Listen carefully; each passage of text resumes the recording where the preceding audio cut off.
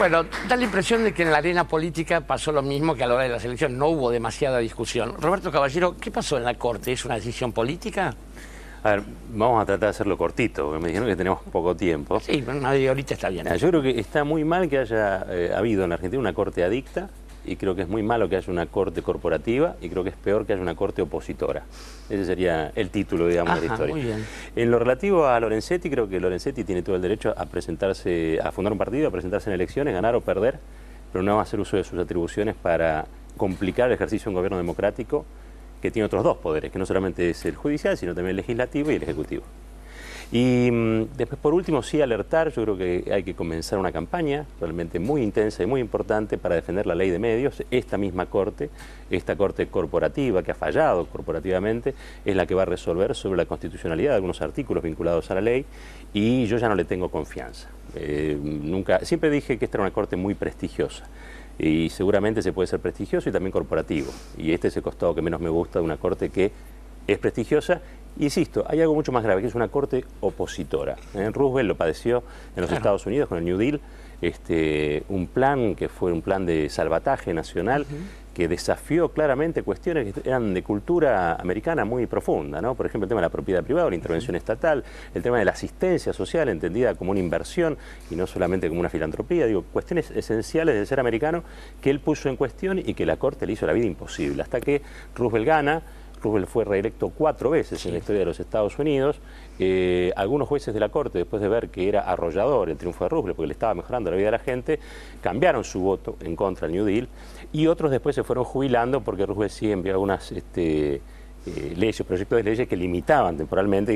Era impensable un señor de 95 años en la Corte, no porque una persona de 95 años no pueda ni pensar ni estudiar. Yo creo que él prefiero a Fait verlo en la Facultad de Derecho dando clases y transmitiendo su experiencia. No estoy tan seguro que entienda el tiempo que estamos atravesando, ¿no? El cambio de época que estamos atravesando. Y esto por supuesto, digamos, no es una cuestión personal con Fait. Me parece que ya, digamos, su tiempo en la Corte ha pasado, porque hoy se tienen que discutir cosas muy importantes allí, y es probable que hay cosas que no entiendo, que no comprendo, que no interprete del mismo modo que la interpreta la mayoría del pueblo argentino.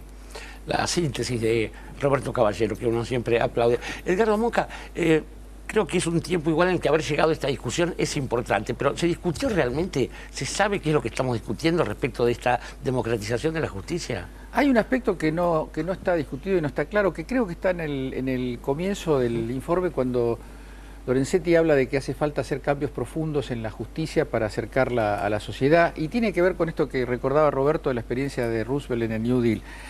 Hay una obsesión por separar las conquistas de los conflictos, y eso vale también para Massa y vale para las... Es la etapa en la que entramos.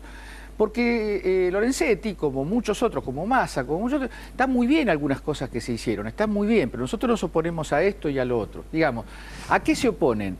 A aquellas cuestiones que hacen viable las reformas. Si vos no te enfrentás con los poderes corporativos, si no te enfrentás con los grandes medios de comunicación, con la sociedad rural, no cambiás nada, son lindas frases. Y me parece que Lorenzetti y Massa entran en ese esquema que es la pelea de la Argentina.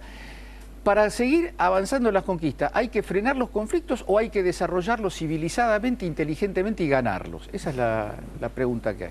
Cintia García. Sí, más preguntas, porque hay que decir también que la Corte es el que tiene el control de constitucionalidad. Es la Corte, en definitiva, quien decide si algo es o no constitucional, y eso tiene un inevitable tono político. ¿Qué pasa si la Corte hace abuso de su control de constitucionalidad? El fallo de Zaffaroni hay que leerlo con mucha atención. Zaffaroni dice, puede gustarnos o no esta ley, pero no es y no es ni más ni menos que Zaffaroni el que lo dice. Yo no creo que la Corte sea golpista, probablemente sí sea opositora, como dice Roberto, pero me parecería bueno recordar, a tono de la mirada latinoamericana, que fue la Corte Suprema Paraguaya la primera corte que convalida un golpe de Estado contra Lugo. Y me parece que por lo menos eso nos tiene que marcar una alerta sobre la pregunta del tono político de la Corte Suprema.